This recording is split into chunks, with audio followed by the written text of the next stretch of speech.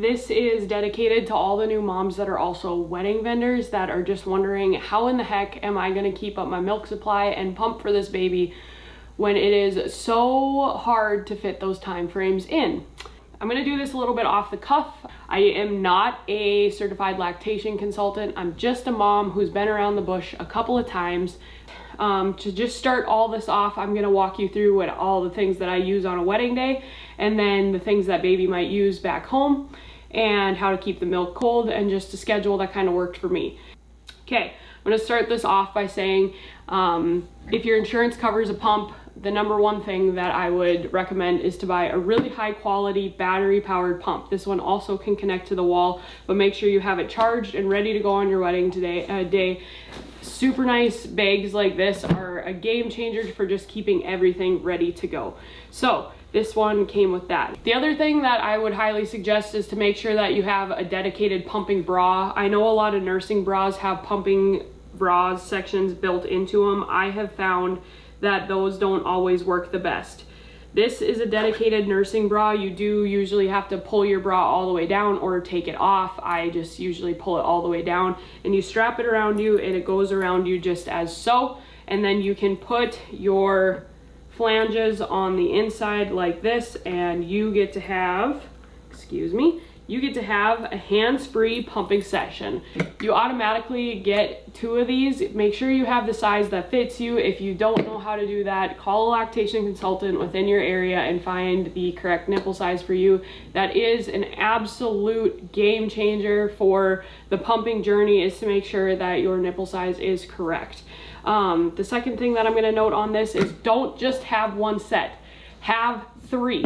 3 is the perfect number for this guy running your pump. Mine is a Spectra, the blue. I'm not exactly sure what the actual name of this style is, but it's blue, comes with a light. The pink one is not battery powered. That is essential, it's crucial. Make sure that you have something battery powered. I have 3 sets of these during the days. All of them have their own duck bill. These are your duck bills. Make sure that you have enough to go in every single one of your bottles. The reason for that is, there is a trick that if you are around a fridge, you can put these in a baggie. Sometimes I don't even put them in a baggie, and I put them in the fridge, and it keeps it cold, so the likelihood of you getting some form of germ or extra bacteria is less likely when it's chilling in the fridge. Sorry if you hear my dog in the background. But if you have 3 sets of these, as soon as you're done with it, I keep a large 2-gallon Ziploc baggie in here. I don't have it with me right now, but when you're done, you just take the old ones, throw them in the dirty Ziploc bag, and then pull out your new set, and then the next time you're ready to pump, you have a whole new set ready to go. 3 of those is ideal. So when, the other thing that I would recommend is to have a set of portable pumps. This is not 100% necessary, but it is so useful, especially when you're dog tired. I believe these are around $200 to $350. If you can't get them covered by insurance, honestly, take the business hit and call it a write-off. These things are a game changer, I'm telling you. You don't exactly want to be walking around with them because they do make you look large. I have actually walked around on a wedding day. If you're looking for the confidence booster, yes, I have gone out in public with them. I am a double D when I am nursing babies, and yes, they look obnoxiously large. On that note, I found one outfit that fit me so well that was allowed for me to be flowy. I would encourage you to find 1 to 2 outfits that's just really pumping mom friendly, nursing mom friendly, and stick to it the entire season. That you know are working for that you could possibly put these underneath and maybe get away with walking around because it's a little bit more of a flowy and airy top. When you're done with your milk, I'll get into a schedule in a minute. When you're done with your milk, you want to store it in something. I recommend the mason jar route. It's glass, it's clean, it's ready to go, it's got a nice little topper, it's easy to just open up, put the milk in, and then when you're ready to go, you can put it in your said cooler. I don't actually have my correct cooler with me right now. This cooler is the one that, if I can tell you anything between the obvious of the pump, the next thing that I would say is the absolute like have to get is a super duper nice cooler. The Yeti hopper is compact in size. zipper proof, and you can lock it in tight.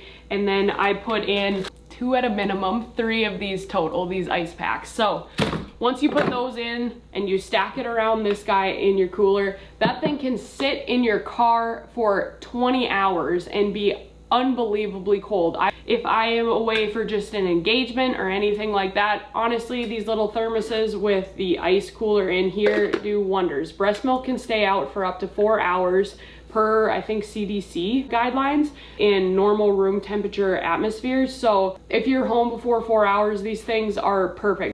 Schedule. The big key to maintaining your supply is to make sure you always have milk going out. The more that your body sees that you're utilizing the milk, the more it's going to keep producing. So even if you can only get out 1 to 2 ounces, that's better than it was. It gives you some relief. It gives your body the action to keep making more. Depending on when you start your day is when you kind of go off your pumping journey. The way that I would suggest to do it is, if you feed your baby right before you leave and the wedding is in that town, then call it good. But if you are on a drive there, make sure that you are driving and pumping at the same time. By the time you hit the venue or wherever the girls are getting ready that you're about to see, or whatever it is you're doing, I would suggest that you are finishing up your pumping session while driving into there, and then you can start on a fresh slate, essentially. It varies to where you're at on your pumping journey and how old your baby is, but I'd say you'd roughly want to pump every 3 to 4 hours if you can. My next time that I pump usually is when I'm going to the ceremony. I'm going to go ahead with these second set of flanges and my Spectra pump and pump while somebody's driving me, drain the milk, continue with that process. If I don't have somebody driving me and I need to just keep to driving and get where I'm going, that's when I'm gonna throw these bad guys on. I'm gonna put them on in the car, get as much out as I can, and continue on. During dinner, when you have a downtime and the couple is eating, likely I usually take my plate with me, go and eat somewhere. The tough part is a lot of venues don't have the option for you to go and pump somewhere. I have pumped in very strange places. I have pumped in closets that are literally surrounding me and my knees can just fit in them. Whatever you can make work. I have had to pump in some more open areas, such as one time I was in Bismarck, North Dakota at the Bismarck Event Center, and it was just an exhibit hall. They had partition walls, but it was open to the public. So I bring a nursing cover with me and make sure that wherever I am, I'm just better covered. That's up to your own personal level of how comfortable you are doing all this stuff out in the open. So to go in your last pumping journey is going to be on your way home. Whether it's your 3rd set of flanges or your 4th set of flanges, you'll have used all of your pumping material. You'll have a large 2-gallon Ziploc bag full of ready to wash when you get home stuff. And if you're not able to have that many flanges with duckbills, I would recommend buying a traveling case of a portable brush wash, and then it also comes with a nice drying rack. Another thing that I like to keep on hand is breast pump wipes. There's just a little bit more of a cleaning agent to them. All of your pooled milk can then just be transferred into baggies and labeled as the day rather than specific time frames. Your warm milk can be pooled into cold milk. That changed in 2020. The CDC updated their guidelines. So just to recap, the things that I think that you need are a pumping bag, a battery powered breast pump, 3 to 4 sets of these flanges of your specific nipple size. Make sure that you have duckbills for every single one of your flanges and bottles. Large Ziploc bags to store the clean bottles and flanges and the dirty bottles and flanges. If you can swing it, it's so nice to have these portable pumps. A 24 to 32 ounce mason jar with a traveling lid. Some ice packs to go into your bag. A cooler, like I said, I use the Yeti hopper. This is not the correct one that I normally use. For shorter sessions, a thermos with a built-in ice pack. This one's 16 ounces, super nice to have.